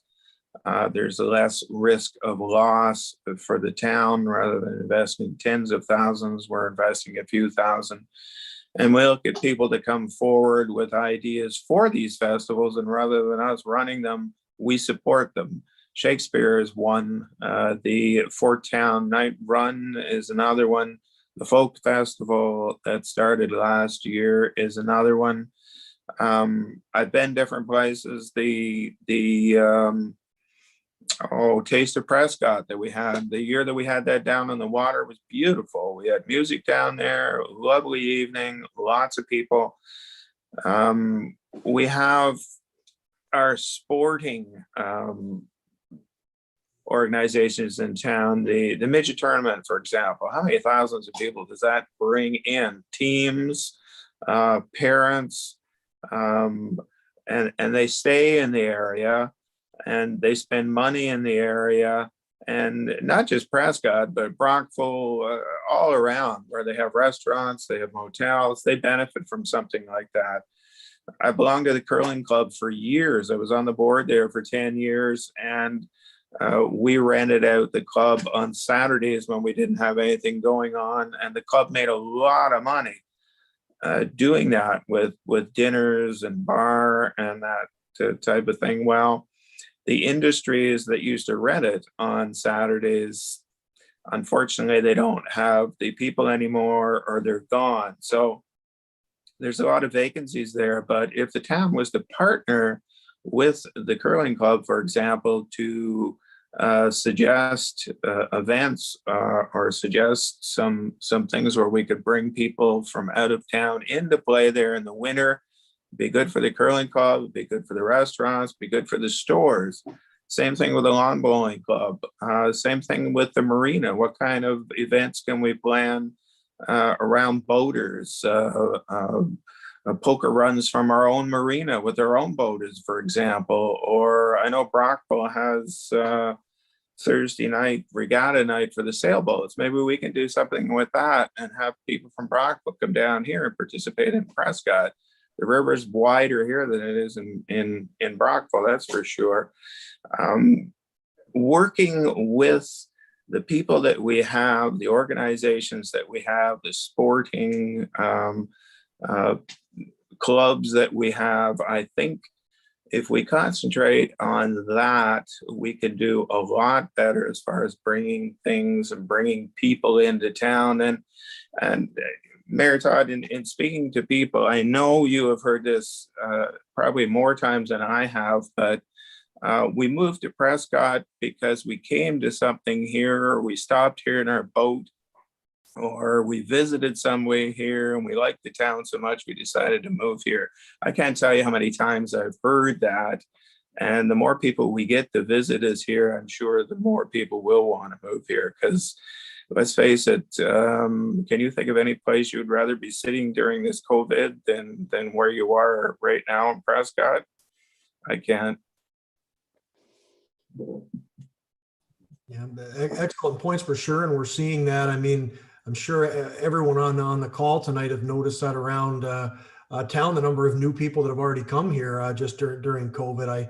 I see new people almost every other night now walking their dogs and in the downtown core, and it's already starting to pick up. And the more we can market that, the more we can get to that residential growth that we need actually for the entire region. So excellent points. Councillor Ostrander, please. Well, Councillor McConnell stole a decent bit of my thunder there. As far as I think the new arena is gonna do wonders for us, because the location, mostly, we're gonna have parking, we're gonna have outside space as well. Our spring and fall garden and home repair shows that we have, and that I think will bode well there. Maybe even the car show that's normally held in June would move from the Fort Field up there just to try it out. I think we got lots of room anyway. Just lots of things that a rink brings to town. It brings its own crowd. You don't have to promote it much. If you he mentioned the midget tournament, and here's hoping we can get that back up to the status it was. Missing a couple of years it's hurt it, let's face it, and we have to do our own promoting to get it back up to speed again. Same thing could be said for soccer tournaments. I know that's near and dear to Councillor Burton's heart, and again, it's something else we have to work on. If you lose it, you don't necessarily have to lose it forever. You can, if it was really good at one time, then you can make it really good another coming in the incoming time. So I think we're in a good position. COVID has put a pause on us that none of us like, but I think we're handling it well. I hope in 6 months I can say that in past tense, but we don't really know. But I think as far as small town activities, we can match up with anybody. We're right on 401, and the midget tournament always was a big draw because people could come here very conveniently. And if we had a nice sized motel to put them up in, that would be even slicker. So no limit to the potential we have. It's just a matter of just getting that edge to go forward with it. And I'm sure Dana's heard all the good and wonderful things about these things in her time here, and here's hoping we can deliver when the time comes. Thanks. Thanks so much, Councillor Ostrander. Councillor Shankar, please. Thank you. A lot of great suggestions along the way. I love the idea of all the different festivals, especially with other groups running it now. We do help fund a lot of Shakespeare's events, which is good, but I think it's a great draw for the town. And in our last budget, we put some money into beautifying downtown, into expanding the beach, into putting solar lights on the walking path. I think all those little items, I say little items, they're not little items, but little advancements or little bonuses to our town will just make it that much more appealing. Lee mentions people that have moved to town from bigger cities or bigger communities, and they like the small town feel. It's just those little things like that will help promote the town. The town, it will promote itself. So I think we're on the right track. Maybe with a couple more suggestions and ideas, we can take advantage of it. We have something a lot of places don't have. We have that river that is just gorgeous, and Councillor McConnell mentioned Taste of Prescott down by the water. Yeah, that's amazing. Even I remember the times when a little carnival would come to town and set up shop on the Fort Town field there by that parking lot. The teacup ride and all that. So yeah, I mean, there's so many things that we can have and host, and heaven, God willing, we can do so in the very near future. Thank you. Thank you very much, Councillor Shankar. Great points, everyone. Just did want to note on the key activities and the measures this has really been sort of disrupted by COVID, of course, because we've been locked down mostly for much of the last 14 months. And I think we've gone a ways still. I mean, we have completed some items that have drawn people to town. The splash pad, of course, did open for an abbreviated season last summer. We weren't able to operate the pool, of course, but we had record crowds at the beach. And we are investing there. So I think some of the activities there, we need to circle back to staff as part of this process and sort of restart some of these. I know there's been some work done in the background, but obviously we haven't done as much as we could have. But I just did want to note a few things. We've got that front end for tourism now on King Street opening in the not too distant future, although I think we probably could use an update on that at a meeting very shortly. And that's, of course, our new museum and visitor center in the corner of King and Center Streets. That was planned to be open Victoria Day. I haven't heard anything to the contrary, but I know we've had some significant challenges there and with the lockdowns and so forth. So we'll have to get an update on that. But that does give us an ability to more directly market to visitors coming through town. I know it's only a block or so from where the Forwarders was, but I think that new location and the fact we're looking at operating that 12 months of the year will allow us to promote and develop more in terms of tourism and greeting visitors to town. Just wanted to note also, we've got the partnerships with Augusta. Augusta, as Gory would note on those meetings we've had the last month or so with Augusta with the task force, Augusta really raised the idea of cooperating more on a tourism perspective, which is something I think that has great potential for both of us. So we are working on that. I think I mentioned it at our last council meeting. Staff are looking at some opportunities there right now that we can work together on tourism items even for this summer, as we expect a fair number of people to be traveling in the summer months, vaccine willing, and we get out of this out of COVID. Just want to note for events, of course, with Folk Festival, again, Shakespeare, both fantastic events. And of course, Folk Festival is new and has the ability to really take off. I will note cycling tourism.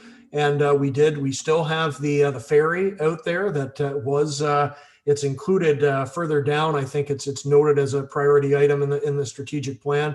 That's something obviously that's really been disrupted with COVID. And we have to decide whether or not we want to get back to that as an option, but that will bolster our cycling tourism. And when Lee did mention about people moving to town, that's one of the first places I heard that were people that came through on the It's a great waterway, I think is the name of the cycling tour. And there were people that were coming through here 10 years ago that actually bought property in Prescott and Maitland and areas right across the river in this whole region. So that exposed this area to a lot of people from the GTA that just weren't really aware that we were here and what all we had to offer. So any way we can bolster that, I think, is key. And I'd also note partnerships with Parks Canada. I think we need to make that a major priority moving forward. They're looking at coming out of COVID-19 strong here at Fort Wellington. They have completed the work on the site now with the phrasing and the pickets. They do need to do a little more landscaping in the summer, but the majority of it is finished. So at some point, they're really going to want to come into there with a real bang. And I think we need to work with them, whether it's a revised Loyalist Days or some other historical festival, getting back to where we really promote the volunteerism groups rather than try to run everything on our own, I think is a very good suggestion too. And I just did want to note also the arena, it's already been mentioned a little bit, but not just for special events like the midget tournament, which is always huge and brings so many people to town. But we've got the ability with that new arena to host multiple tournaments of that larger scale for all of Eastern Ontario. And I think it's very clear we will likely, well, I don't want to put words in the mouths of the owners, but I mean, it only makes sense that the junior and senior hockey teams that have been based elsewhere in recent years, that they would look at Prescott as a natural home for that, because it will be a larger facility. It will be very central for the region, and it's clear we can really build on that and turn that arena into a hub for minor hockey and junior and senior hockey for all of Eastern Ontario. So there's huge possibilities there. And the last thing I will mention, and this is something we've had trouble with in the past, Dana knows what I'm going to talk about right here now, is at Region 9 or Southeastern Ontario, whatever it's called now. We need to try to bolster that partnership as much as we can. Although they have been resistant to that, it has basically been controlled in a large way by other parties to our west. And I think we need to get our fair shake there, the marketing dollars, and develop a more fulsome partnership. But that's all I've got for tourism. I think it's a great area we need to expand upon as we continue to discuss things. So last topic tonight, so we can move along and wrap up 4.8, regional transportation. We do have some development there, but the activities involve in town and outside of town. And of course, that is where the ferry was as well. I knew I jumped the gun a little bit on that. So we'll just go around the table quickly again on transportation items. Leanne, if you'd kick us off, please. Thank you again, Mayor Todd. I think it's interesting to point out that the public's comments on the survey that we need more signage on the 401 to bring people to explore our town and to promote our town assets. Our pilot bus program, hopefully in the near future, will be starting. So that will definitely, no pun in, pave the way to explore our area and what we need in transportation wise. So thank you.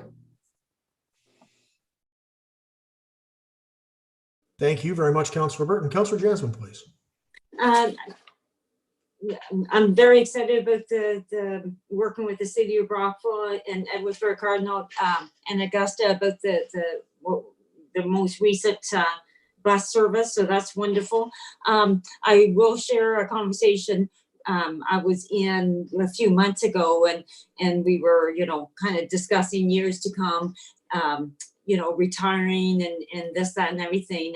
And in that conversation, it was noted that, would love to stay, not by me, but would love to stay and retire in Prescott, but the Via Rail train doesn't stop here anymore. So how would I get to Toronto, or how would I get to Montreal, or whatever? And that just made me sad. So I think if we had any connections or any power, any influence to get that changed back to the way it was, that would be wonderful. That's it for me. Thank you.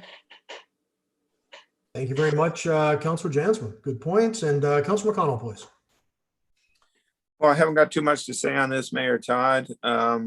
You referenced the buses, or the bus trial that we're going to undertake. I think it's really too bad that we got this going in COVID. I think if it was next year at this time, it'd be much better, but you got to take what you can get when you can get it, I guess. So we'll go ahead with it and probably look at maybe if we're getting it this many people now, without COVID, we'll get that many more. So I think that's good. I also think the bus ferry is good to Ogdensburg, and we were really close on that when COVID come along, because we'd spent the money to develop it, and then Ogdensburg was ready to spend the money to with their grants to take it further, and then everything just went for shits with COVID. But it is what it is. Other than that, like you're talking about the bike tours that go through here, they're a good thing in the summer as well. We haven't had much snow lately, but there used to be the big snowmobile tours that went around, and we're certainly on the route. Perhaps something can be done with that, but that's really risky as far as the weather goes. I'll leave it at that. I stole Councillor Ostrander's theme there the last time. I'll let him have it this time. Thanks very much, Lee. And move on to Mike. Comments, please. Well, I'll disregard that last comment. Anyway, I think the regional transportation thing, even with the COVID setback, is still going to be well received. It's going to require a good bit of publicity through websites, and I'd really like to see the radio station in Brockville push it. A lot of people listen to Bruce Wiley, and that would be handy if we could get that pushed from that end of it. I think it's going to work even as a trial balloon this year. If it's well received enough, then of course we'll get so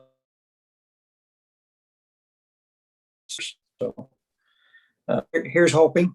And I'll even take Lee for a trip on it if he wants, on me.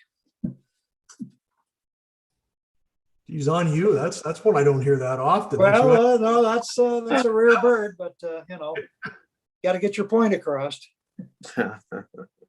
Thanks a lot, Mike. Good stuff. Thanks for the input. And Councillor Shankar, please.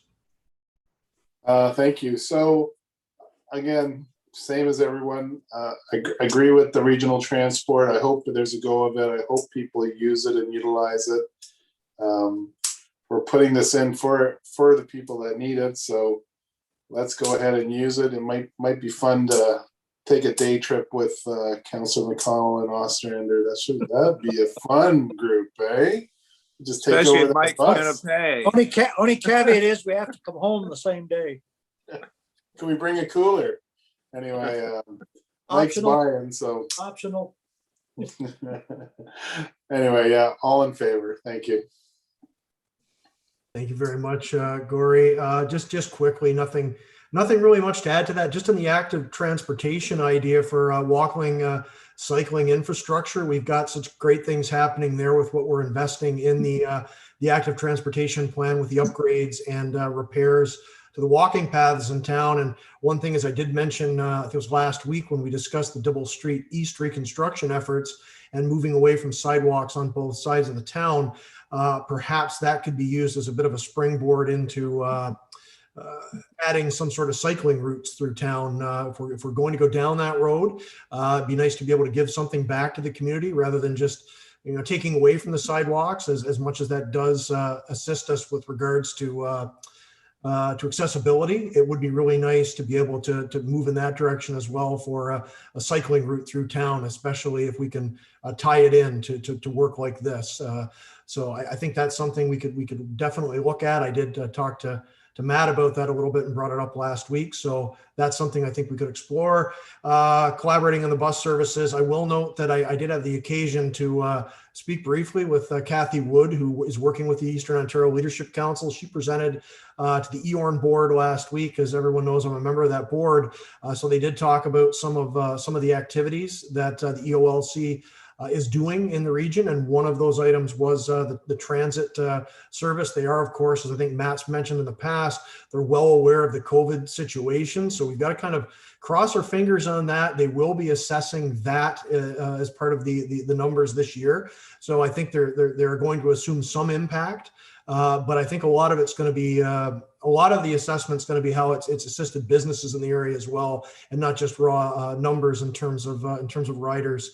The Via Rail thing is going to be awfully difficult, if not impossible, given the changes that they're entertaining, where they're basically changing the line around Prescott, Brockville in the area and going north from farther west. We did have Via contact us about that a couple of years ago. That is still moving forward. It's something that's been addressed at the mayor's caucus level, and just a real brief look at that. There are some communities in the mayor's caucus that are very much in favor of those changes. Smiths Falls, for example, Belleville, but those of us further down the line are much more concerned about it because it will, even though VIA is promising it's not going to change the number of trains that come down this way, it's hard to imagine that's not how it's going to work out.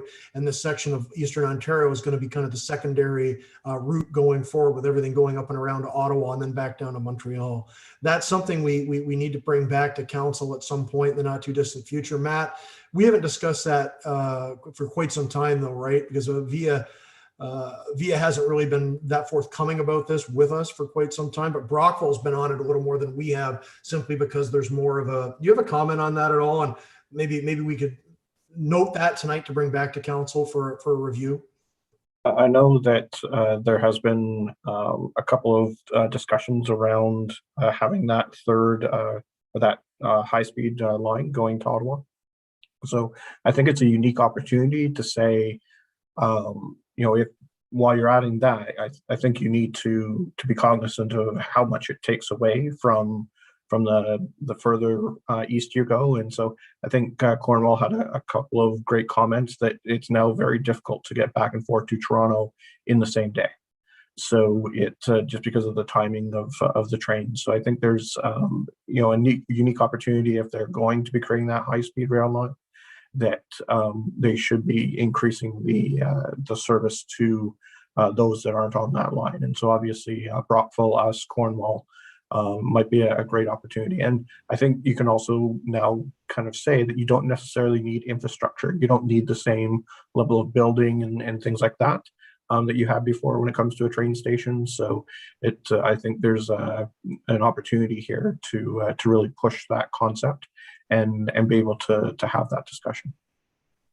Yeah, excellent points. I know Cornwall is really concerned about that because they've always had that added time for the Toronto trips anyways.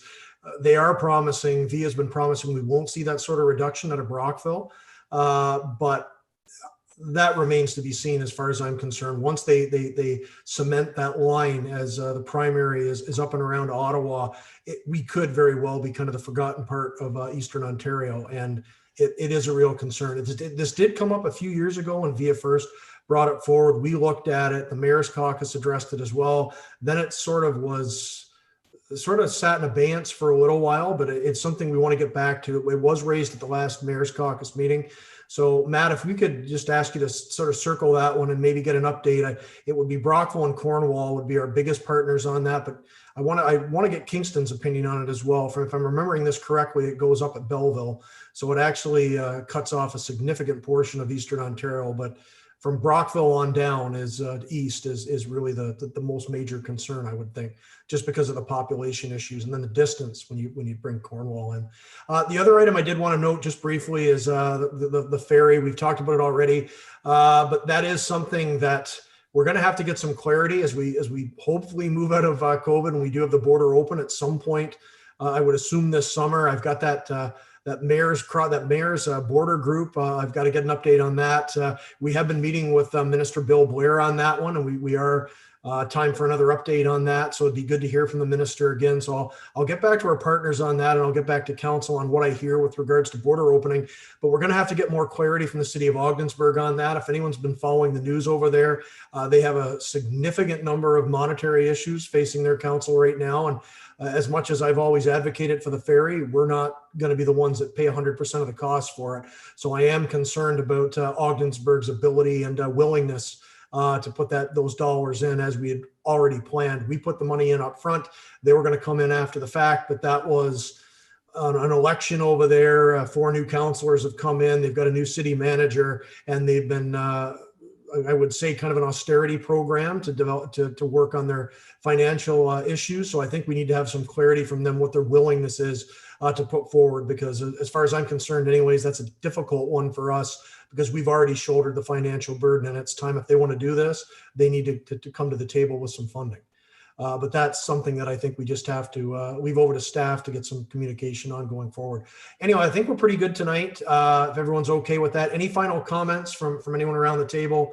And as always, this isn't the last kick at the can here. This is really just the start. So you don't have to get everything out there this evening. But anything else that anyone would like to raise tonight from council? Councillor Burton, please.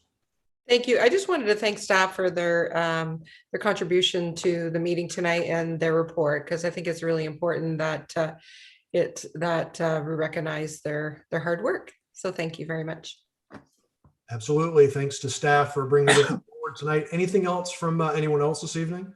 Councillor McConnell, please. One thing that I forgot to mention and that I didn't hear is the significant advantage we have with the old Leo Boyven Arena. We didn't get to utilize it an awful lot before COVID, but the fact that it's not being used as an ice rink now, if we get out of this COVID business, tremendous possibilities. I know we had the roller derby coming in there, and they were going to use that much more last year than they did the year before, and unfortunately that got put off by COVID.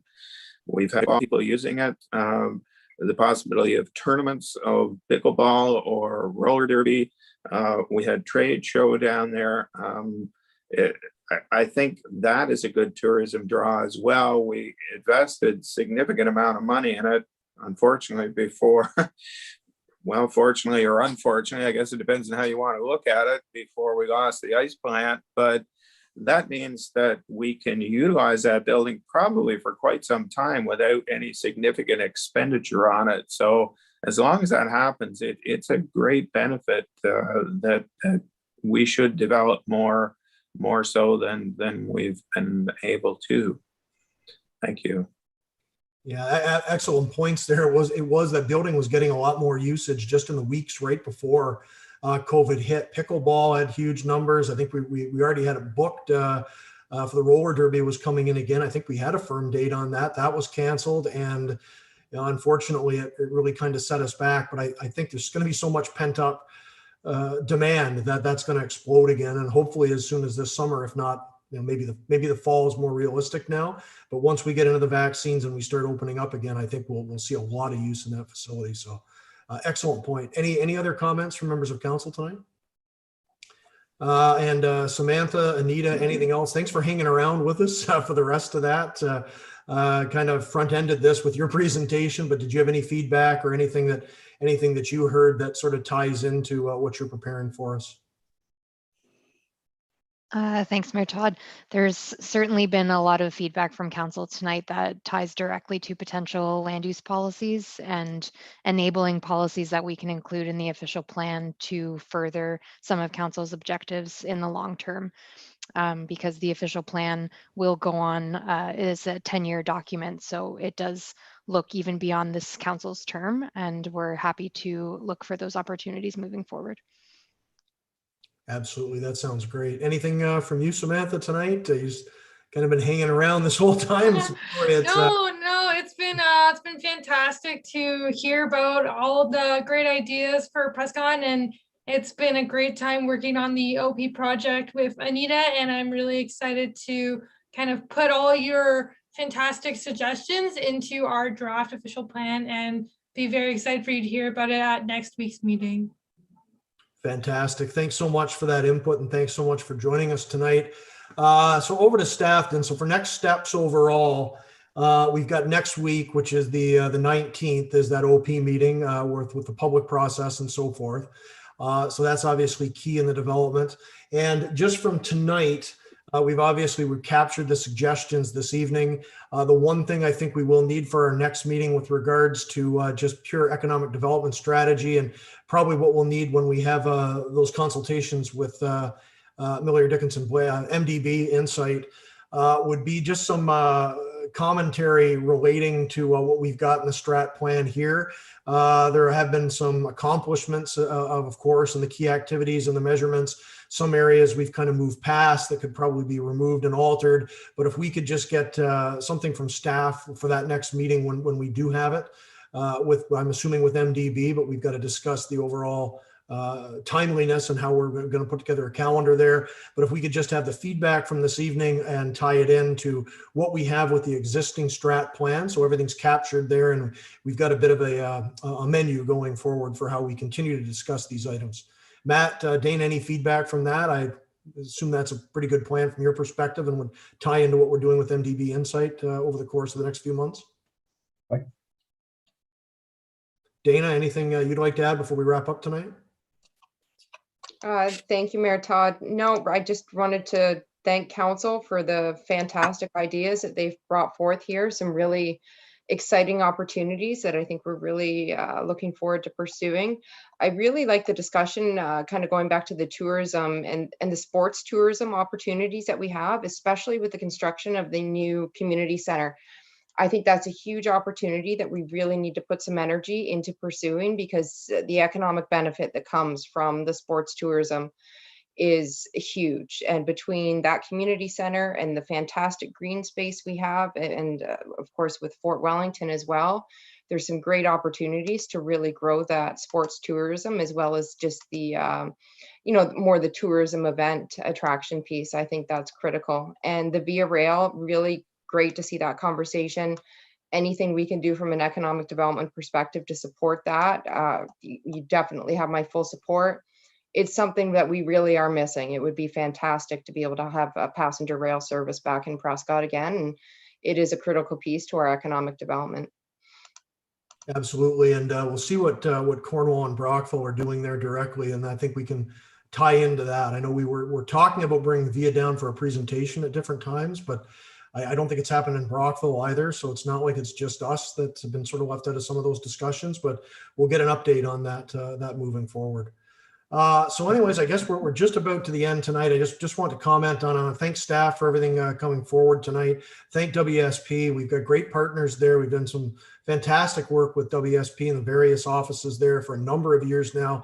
Always been very personally and professionally rewarding there. So great to have them on board again tonight, and great to have the representatives here this evening, and be good to see them again next week as we delve more thoroughly into the OP. But the one thing I do want to just leave everyone on here, well, obviously there are regulatory issues, and there's just some common sense issues that will be brought forward as recommendations to us.